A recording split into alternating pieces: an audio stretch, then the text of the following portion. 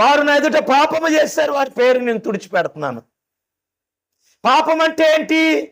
ఆజ్ఞ అతిక్రమించడం, దేవుని మాట తృణీకరించడం, దేవుడు ఉండమన్న కాడ ఉండకపోవడం, దేవుడు చెప్పింది చెయ్యకపోవడం, దేవుని మీద నమ్మకం లేకపోవడం, దేవుని మీద విశ్వాసం లేకపోవడం, దేవుని పట్ల నిరీక్షణ లేకపోవడం, మన ఇష్టానుసారంగా తిరగడం, మనకు నచ్చినట్లు చేయడం, ఇదంతా కూడా కలుపుకుంటే పాపమే.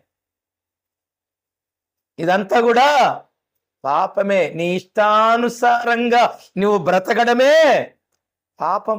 దేవుని చిత్త ప్రకారం చెయ్యకపోవడమే పాపం.